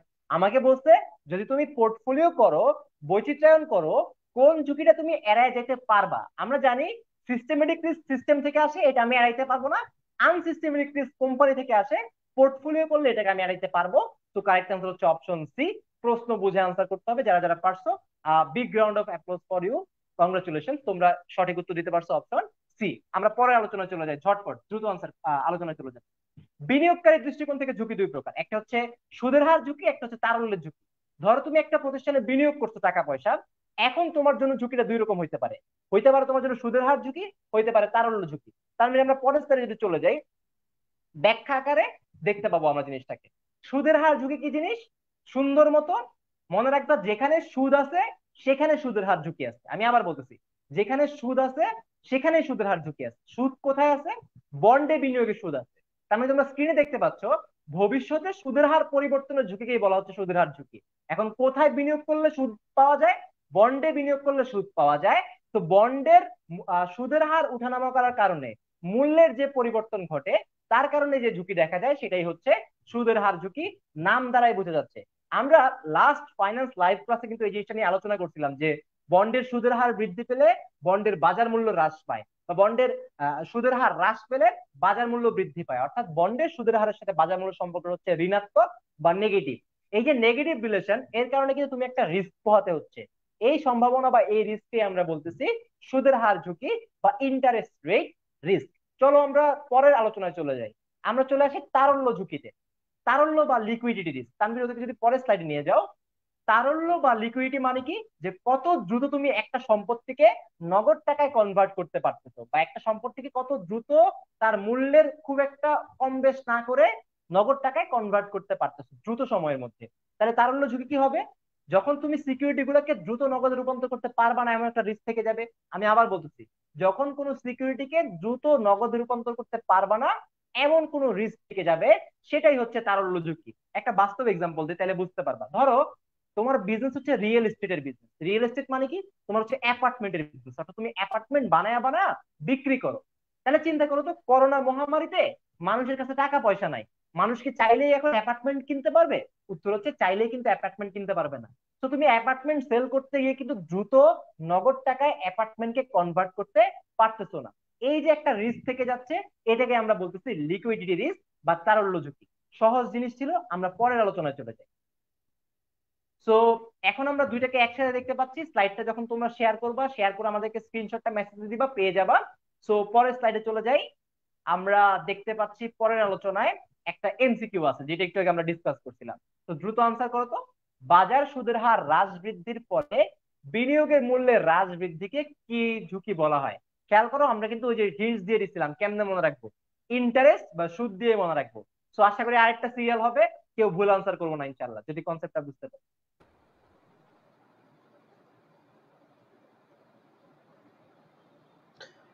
হ্যাঁ, আমরা দেখতে পাচ্ছি মোটামুটি সবাই আনসার করা শুরু করছি। হাবিব আয়েশা লিখছে অপশন বি, ফারদিন লিখছে অপশন বি, সাব্বির লিখছে অপশন বি, তন্ময় পল লিখছে অপশন বি, রাকিব লিখছে অপশন বি, ইফাত মুসাইবা লিখছে অপশন বি, ফারহিন মুনতাহা লিখছে অপশন বি। এই মানে অপশন তানভীর, এ। আমি অপশন বিবি বি কেন না এ? পড়তেছি, আমার আসলে ভাই মানে যে ঘুমাই না এটা বুঝাইতেছে। আচ্ছা যাই হোক, মানে বেসিক্যালি তোমাদের যাদের যাদের নাম দিয়েছিলাম সবাই লিখছে অপশন এ, এবং আরো যারা যারা কমেন্ট করতেছে সবাই লিখতেছে অপশন এ। তো প্রতীক্ষা আমরা, লিখছে অপশন এ, হ্যাঁ, গালিব লিখছে অপশন দেরি এ, না মারিহা করে লিখছে অপশন এ। কারেক্ট আনসারে চলে যায়। তার মানে ওরা কিন্তু পারতেছে। তো ভেরি গুড। তো কনসেপ্ট বুঝলে ইনশাআল্লাহ আনসার করতে পারবো। তাহলে কারেক্ট আনসার হচ্ছে অপশন এ বা সুদের হার ঝুঁকি। আমরা পরের আলোচনা চলে যাই, আরেকটা পার্সপেক্টিভ থেকে এখন আমরা ঝুঁকিকে পড়ার চেষ্টা করব। আমরা প্রথমে পড়ছিলাম কি, একটু সামারি করি। একটা কোম্পানিতে বিনিয়োগ করছি না একাধিক কোম্পানিতে? তো এক বা একাধিকের দৃষ্টিকোণ থেকে ভাগ করছিলাম দুই ভাগে। তারপর আমরা বিনিয়োগকারীর দৃষ্টিকোণ থেকে দেখছি, প্রতিষ্ঠানের দৃষ্টিকোণ থেকে দেখছি, নিয়ন্ত্রণের দৃষ্টিকোণ থেকে দেখছি। এখন আমরা দুইটা পার্সপেক্টিভকে একসাথে করব। অর্থাৎ এখন আমরা দেখব ফার্ম মানে প্রতিষ্ঠান এবং বিনিয়োগকারীর দৃষ্টিকোণ থেকে, অর্থাৎ একটা ফার্ম এবং শেয়ার হোল্ডারদের দৃষ্টিকোণ থেকে। আমি আবার বলতেছি, পার্সপেক্টিভটা কি এখন? পার্সপেক্টিভ এখন দুইটা সাইড থেকে, অর্থাৎ একটা প্রতিষ্ঠানের দৃষ্টিকোণ থেকে অ্যাজ ওয়েল এজ একটা বিনিয়োগকারীর দৃষ্টিকোণ থেকে। এইভাবে ভাগ করলে ঝুঁকি হচ্ছে তিন প্রকার। আমরা যদি প্রথম ভাগকে স্ক্রিনে দেখতে চাই, প্রথম ভাগটা হচ্ছে ইভেন্ট রিস্ক বা বিশেষ ঘটনার ঝুঁকি। অর্থাৎ যেটা তোমার এক্সপেকটেশনের মধ্যে ছিল না, সম্পূর্ণ অপ্রত্যাশিত কোনো ঘটনা থেকে যে ঝুঁকিটা হয়, সেটাই হচ্ছে ইভেন্ট রিস্ক বা অপ্রত্যাশিত ঝুঁকি বা বিশেষ ঘটনার ঝুঁকি। এক্সাম্পল দিয়ে রিলেট করতে পারবা। ধরো তোমরা কেউ কি চিন্তা করছো ভাই যে এই হঠাৎ করে এমন একটা ভাইরাস আসবে যে ভাইরাসের কারণে তোমার এইচএসসি পরীক্ষা বন্ধ হয়ে যাবে? তুমি কিন্তু মানে ডিক্লারেশন আসার আগেও জানুয়ারি মাসেও বুঝতে পারো না হঠাৎ করে তোমার এইচএসসি পরীক্ষা বন্ধ হয়ে যাবে। আমরাও বুঝতে পারি না আমাদেরকে অনলাইনে এসে লাইভ ক্লাস নিতে হবে। এই যে বয়স্ক বয়স্ক কলেজের টিচাররা আছে যাদের আহ এত কষ্ট করে লাইভ ক্লাসে আসার পরও আইসা তোমরা নিচেরা গিয়ে উল্টা পাল্টা কথাবার্তা লেখো, তোমরা না, মানে তোমাদের বন্ধু বান্ধবরা লেখে। এই যে এই মানুষগুলো লাইভ ক্লাস নিতেছে কষ্ট করে এসে, এই মানুষগুলো কিন্তু চিন্তা করে নাই আজ থেকে 2 মাস আগে এদেরকে অনলাইন প্ল্যাটফর্মে এসে পড়াইতে হবে। তাহলে দেখো তো এই জিনিসগুলো কি একদম অপ্রত্যাশিত না, আউট অফ সিলেবাস না? দেখো এবার প্রতিষ্ঠানের দৃষ্টিকোণ থেকে চিন্তা করো তো, এখন কিন্তু শেয়ার মার্কেটে ইনভেস্টমেন্টটা বন্ধ হয়ে আছে, শেয়ার মার্কেট ভল্ট করে রাখা, বন্ধ করে রাখা আছে। এই যে ব্যাপারটা কিন্তু সম্পূর্ণ অপ্রত্যাশিত। এই যে ঝুঁকিটা, এটাকে আমরা বলতেছি বিশেষ ঘটনার ঝুঁকি বা ইভেন্ট রিস্ক। সহজ হিসাব, আউট অফ সিলেবাস যে রিস্ক আসে সেটাই হচ্ছে ইভেন্ট রিস্ক। আমরা পরের রিস্কে চলে যাই। স্লাইডে আমরা দেখতে পাবো পরের রিস্ক দেওয়া আছে। পরের রিস্কটা কি তানভীরকে যদি স্লাইডে দেখাও, বিনিময় হার ঝুঁকি বা এক্সচেঞ্জ রেট রিস্ক। এটাও তোমরা নাম দ্বারা মনে রাখতে পারবা। অর্থাৎ মুদ্রার হার, বিনিময়ের হার যখন উঠানামা করে তার কারণে যে ঝুঁকিটা আসে সেটাই হচ্ছে বিনিময় হার রিস্ক। একটু এক্সাম্পল দেই। ধরো ডলার অর্থাৎ ইউএস ডলার বা ইউরো মুদ্রা, এগুলোর দাম কিন্তু নিত্য নৈমিত্তিক উঠানামা করে, তাই না? এখন চিন্তা করো তো, একজন ইম্পোর্টার হইলে মানে একজন আমদানিকারক হইলে বা একজন রপ্তানিকারক হইলে এই যে মুদ্রার হার উঠানামা করতেছে তার কারণে কিন্তু একটা রিস্কে যাইতে হইতেছে, একজন প্রতিষ্ঠানকেও হোক বা একজন বিনিয়োগকারীকে হোক। তাহলে এই ধরনের যে ঝুঁকিগুলো হয় মুদ্রার হার উঠানামা করার কারণে, ডলার ভ্যালুতে উঠানামা করার কারণে, এই রিস্ককে আমরা বলতেছি বিনিময় হার ঝুঁকি বা এক্সচেঞ্জ রেট রিস্ক। তো আমি আবার বলতেছি, মুদ্রার হার উঠানামা করার কারণে যে ঝুঁকিটা হয় তার নামই হচ্ছে বিনিময় হার ঝুঁকি বা event exchange rate risk. Last MCQ, last ঝুঁকিতে চলে যাই। লাস্ট হচ্ছে মুদ্রাস্ফীতি জনিত ঝুঁকি। সোজা হিসাব, মুদ্রাস্ফীতির কারণে ক্রয় ক্ষমতার যে পরিবর্তন ঘটে সেটাই হচ্ছে ক্রয় ক্ষমতার ঝুঁকি। আমরা লাস্ট জুম ক্লাসে ফাইন্যান্সে পড়ছিলাম যে মুদ্রাস্ফীতির সাথে ক্রয় ক্ষমতার সম্পর্কটা হচ্ছে ঋণাত্মক। অর্থাৎ যখন মার্কেটে মুদ্রাস্ফীতি বেড়ে যায়, ইকোনমিতে মুদ্রাস্ফীতি বেড়ে যায়, মানুষের ক্রয় ক্ষমতাটা হ্রাস পায়। এই কারণে যে ঝুঁকিটা হয় সেটাই হচ্ছে ক্রয় ক্ষমতার ঝুঁকি বা পারচেজিং পাওয়ার রিস্ক। সহজ জিনিস তিনটাকে তোমরা এখন একটা স্লাইডে দেখতে পাবা, যেটা যারা যারা শেয়ার করছো পিডিএফ আকারে পেয়ে যাবা। সো দ্যাটস ইট, ঝুঁকির আলোচনা শেষ। আমরা ঝটপট কিছু কুইজ আনসার করবো। তাহলে শুরু করি আমরা কুইজ করে। সো এখন কিন্তু সব ঝুঁকি পড়া শেষ আমাদের, আমরা এখন ওভারঅল সিলেবাস থেকে কুইজ সলভ করার চেষ্টা করব। কোশ্চেন হচ্ছে তোমাদের জন্য, অভ্যন্তরীণ মূলধন উৎস থেকে কোন ঝুঁকির উদ্ভব হয়? তানভীর তুমি যদি কোশ্চেনটার কি আনসার করছে বাচ্চারা সেটা যদি পড়াতে চাও। হ্যাঁ ভাইয়া, কমেন্ট বক্সের দিকে তাকায় আছি। কমেন্ট এখনো আসা শুরু করে নাই নাকি আমার ইন্টারনেটে আটকে গেছে আমি বুঝতে পারতেছি না। যাই হোক ভাই, একটা মজার জিনিস দেখলাম, সেটা হইতেছে আগের কোয়েশ্চেনটায় যখন আমি আসলে ভুলে বি বলতেছিলাম, যেটা ইন্টারেস্টিং থিং সেটা হচ্ছে ছেলে মেয়েদের আমাদের প্রতি অনেক আস্থা আছে। আমার হ্যাঁ, শুনে কয়েকজন বি অনেকে আনসার বিবি করছে। কমেন্টও লেখা শুরু করছিল। মানে আমার কাছে জিনিসটা অনেক ইন্টারেস্টিং লাগলো। আচ্ছা যাই হোক, এখানে আমি একজনের কাছে অপশন সি আনসার দেখলাম। এরপরে অনেক সি এবং এ এর মিক্সচার দেখা যাচ্ছে, অনেকে সি আনসার করতেছে, অনেকে এ আনসার করতেছে। সো মোটামুটি হ্যাঁ, এখনো আমি সি আর এর মধ্যে মিক্সচার দেখতে পাচ্ছি, কেউ সি আনসার করতেছে, কেউ এ আনসার করতেছে। একজন লেখছে পিডিএফ এর জন্য ইনবক্স করবো ভাইয়া। ইনবক্স মানে পেজে ইনবক্স করবো। হ্যাঁ, তোমরা যে স্ক্রিনশটটা তুলবা, মানে বেসিক্যালি তুমি যে শেয়ার করছো সেটা একটা স্ক্রিনশট দিবা, স্ক্রিনশট নিয়ে আমাদের পেজে টেক্সট করে দিবা, তাহলে আমরা স্লাইডটা দিয়ে দেবো ইনশাল্লাহ। এখনো ভাই এআরসি এর মধ্যে একটা মোটামুটি মিক্সচার দেখা যাচ্ছে। আচ্ছা, তাহলে আমরা ছেলেমেয়েরা অপেক্ষা ব্যাখ্যায় চলে করতেছে যাই। আমি এসি কিছু বলি কিনা। রাইট, আমি ব্যাখ্যায় চলে যাই, ওরা আনসার করতে থাকুক যারা যারা আস্তে আস্তে আনসার করতেছে। খেয়াল করে দেখো, তোমাকে প্রশ্নে কি বলছে? প্রশ্নে বলছে অভ্যন্তরীণ মূলধন উৎস থেকে কোন ঝুঁকি উদ্ভব হয়। অভ্যন্তরীণ মূলধন উৎস মানে কি? অভ্যন্তরীণ মূলধন উৎস মানে তুমি হচ্ছে লোন নেও নাই, তুমি ঋণকৃত মূলধন নেও নাই, তার মানে তোমার যা যা আছে সবই হচ্ছে অভ্যন্তরীণ মালিকানা মূলধন। তাইলে বলো তো, যদি ঋণকৃত মূলধন না নাও তোমার কি আর আর্থিক ঝুঁকি হবে? উত্তর হচ্ছে আর্থিক ঝুঁকি হবে না। তার মানে অপশনে কিন্তু আমার চিন্তা ভাবনাতেই আসা উচিত না। তো যেহেতু অভ্যন্তরীণ মূলধন থেকে নিচে, আমার আর্থিক ঝুঁকি হবে না, আমার হবে কোনটা? বিজনেস রিস্ক বা ব্যবসায় ঝুঁকি। তো যদি বলতো বহিঃ উৎস তাইলে হয়তো বা আমার অপশন এ কারেক্ট আনসার হইতো। তো কারেক্ট আনসার তোমরা স্ক্রিনে দেখতে পাচ্ছ, অভ্যন্তরীণ মূলধন উৎস থেকে যেহেতু নিচে, যেহেতু প্রতিষ্ঠানে কোনো লোন নাই, তো কারেক্ট আনসার হচ্ছে অপশন সি ব্যবসায় ঝুঁকি। যারা যারা পারো নাই খবর আছে, মাইক দিব, ক্লাসটা মনোযোগ দিয়ে করতে হবে, কনসেন্ট্রেশন দিতে হবে। আবার অনেকে দেখা যায় কি করে, লাইভ ক্লাস করতে আসছে, বন্ধুদের সাথে আমরা চ্যাট করতেছি, তো এটা কিন্তু করা যাবে না। যে যদি কেউ কোনো টপিকের পার্ট মিস করে থাকো, এই ক্লাসে যখন ইউটিউবে আপলোড হয়ে যাবে তখন তোমরা সেখান থেকেও দেখতে পাবা। তো আমরা পরের কুইজে চলে যাই ঝটপট। তানভীর, তো দ্রুত আনসার করা শুরু করো। তোমাদের কোনো প্রশ্ন থাকলে তোমরা সেগুলো জানাইতে পারবা। তো আর 4-5 মিনিট ক্লাস হবে ইনশাল্লাহ, তারপর আমরা একটা ইতি টেনে দিব আমাদের। তোমরা আনসার করে থাকো, আমি বাকি পার্টটা বলতে থাকি কি কি পড়া বাকি আছে। আমাদের আদর্শ বিচ্যুতি, সম্ভাবনা বিন্যাস, এরকম কিছু ডিসকাশন আছে, অর্থাৎ ঝুঁকির পরিমাপের কিছু ডিসকাশন আছে।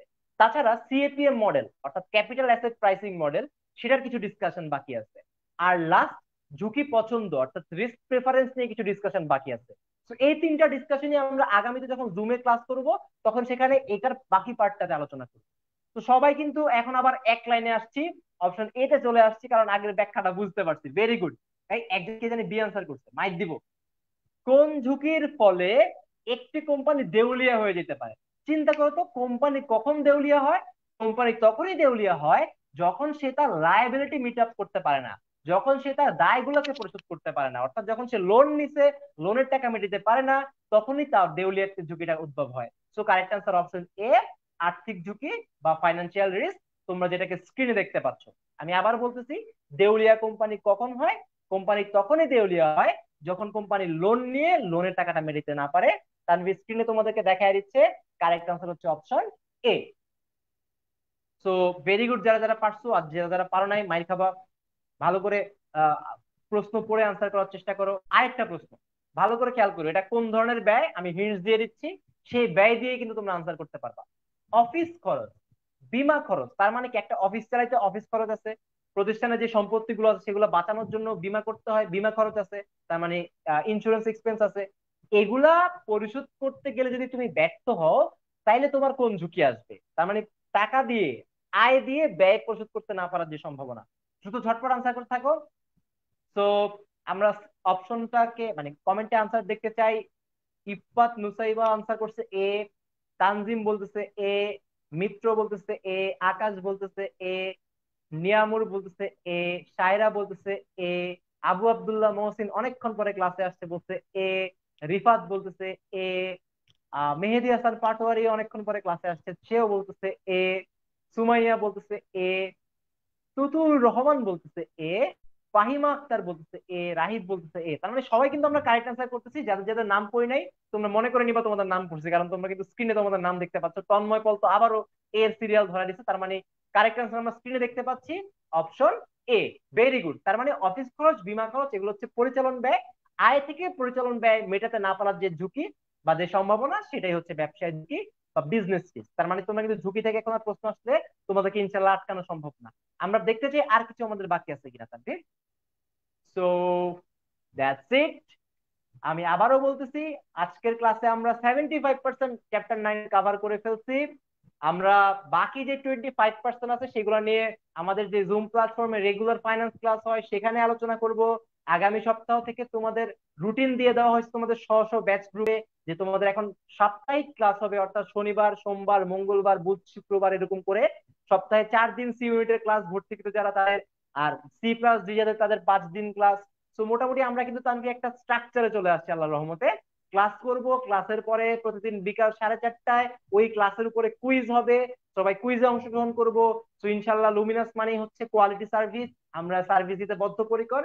তোমাদেরকে একটু পড়াশোনা করতে হবে। আমি আবারও মনে করে দেই, পরিবর্তন হয়েছে কিছু জিনিসে। কি পরিবর্তন হয়েছে? এখন থেকে তোমরা আর শেয়ার ডান লিখলে লাভ নাই, কারণ তোমরা অনেকে একটু 2 নম্বরে করার চেষ্টা করো, বা 2000 কমেন্ট বাছাই করে তোমাদের খুঁজে বের করা আমাদের জন্য ডিফিকাল্ট। তো যারা যারা ক্লাসটা শেয়ার করছো, শেয়ার করা স্ক্রিনশটটা আমাদেরকে আগামী 24 ঘন্টার মধ্যে পেজে মেসেজ দিবা, আমরা তোমাদেরকে পৌঁছে দিব। একটা প্রশ্ন দেখতে পাচ্ছি, ব্যবসায় ঝুঁকি এবং আর্থিক ঝুঁকির পার্থক্যটা আরেকবার বলবেন? অবশ্যই বলবো। খেয়াল করো, ব্যবসায় ঝুঁকি ব্যবসা থেকে আসে, সোজা হিসাব। ব্যবসা থেকে কেমন ভাবে আসে? যখন একটা প্রতিষ্ঠানের আয় থেকে পরিচালন ব্যয় মেটাতে পারবে না এমন কোন রিস্কের সৃষ্টি হয়, তখন সেটা হয়ে যাবে বিজনেস রিস্ক বা ব্যবসায় ঝুঁকি। গেল একটা। আর্থিক ঝুঁকি, আর্থিক ঝুঁকি কি? যখন প্রতিষ্ঠান বাইরে থেকে অর্থ সংস্থান করে, অর্থাৎ যখন প্রতিষ্ঠান বাইরে থেকে ঋণ নেয়, বাইরে থেকে লোন নেয়, তখন প্রতিষ্ঠানের কি করতে হয়? মেয়াদ শেষে লোনের টাকা পরিশোধ করতে হয়, সুদের আসল পরিশোধ করতে হয়, সুদ পরিশোধ করতে হয়। এই যে সময় মতো সুদ পরিশোধ করতে না পারার যে সম্ভাবনা, সময় মতো আসল পরিশোধ করতে না পারার যে সম্ভাবনা, তার কারণে যে ঝুঁকিটা সৃষ্টি হবে সেটাই হচ্ছে আর্থিক ঝুঁকি। সোজা হিসাব, বিজনেস রিস্ক তোমার থাকবেই, আর্থিক ঝুঁকি তোমার জন্য অপশনাল। কখন তোমার আর্থিক ঝুঁকি থাকবে? যখন তোমার প্রতিষ্ঠান বাইরে থেকে লোন নিবে, সোজা হিসাব। সো তুমি যেই প্রতিষ্ঠানে হও না কেন, তোমার ব্যবসা ঝুঁকি থাকবেই। আর্থিক ঝুঁকি কোন প্রতিষ্ঠানে থাকবে? সেই প্রতিষ্ঠানে থাকবে যে প্রতিষ্ঠান বাইরে থেকে লোন নিবে। আই হোপ তুমি এখন বুঝতে পারছো। যদি বুঝতে পারো ক্লিয়ার লিখে ফেলো। Tanvir, up to you. হ্যাঁ, আমরা মোটামুটি ক্লাসে শেষ পর্যায়ে চলে আসছি। একজন লেকচার চালু ছিল, এসএস দিতে হবে এক্স্যাক্টলি। যারা যারা শেয়ার করছে তারা তারা দ্রুত স্ক্রিনশট নিয়ে নিই, সেই স্ক্রিনশটটা আমাদের পেজ ইনবক্স করে দিলে আমরা স্লাইডটা তাড়াতাড়ি দিয়ে দেওয়ার চেষ্টা করবো। সানজিদা সাম একটা কমেন্ট করছে যে ভাইয়া বিনিময় হার ঝুঁকিটা যদি একবার একটু বলতেন, তো ভাইয়া বিনিময় হার ঝুঁকিটা একটু বলবেন। বলার আগে আমি একটা কথা বলে রাখি, সেটা হচ্ছে আমাদের ক্লাস আমরা মোটামুটি শেষের দিকে চলে আসছি।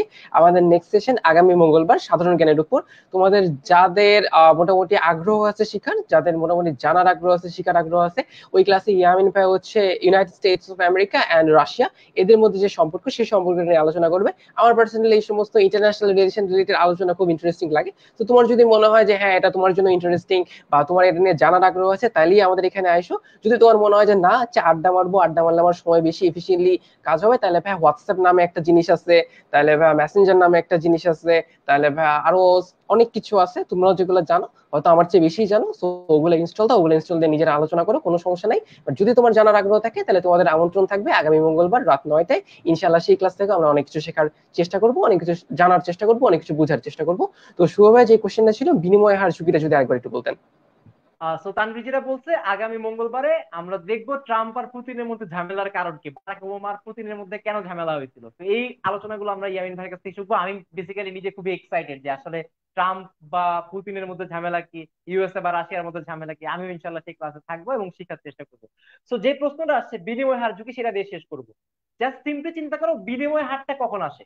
যখন বৈদেশিক বাণিজ্য হয়, আমদানি রপ্তানি হয়, তখন বিনিময় হারটা আসে, অর্থাৎ বৈদেশিক মুদ্রার হারটা আসে। আমরা জানি ডলার, ইউরো এগুলো বাংলাদেশের জন্য হচ্ছে বৈদেশিক কারেন্সি, ফরেন কারেন্সি। এই যে ফরেন কারেন্সিতে কখনো টাকার ফ্লাকচুয়েশন হয়, কখনো অ্যাপ্রিসিয়েশন হয়, কখনো ডেপ্রিসিয়েশন হয়। অর্থাৎ কখনো টাকার ভ্যালু বেড়ে যায়, কখনো টাকার ভ্যালু কমে যায়, কখনো ডলারের ভ্যালু বেড়ে যায়, কখনো ডলারের ভ্যালু কমে যায়।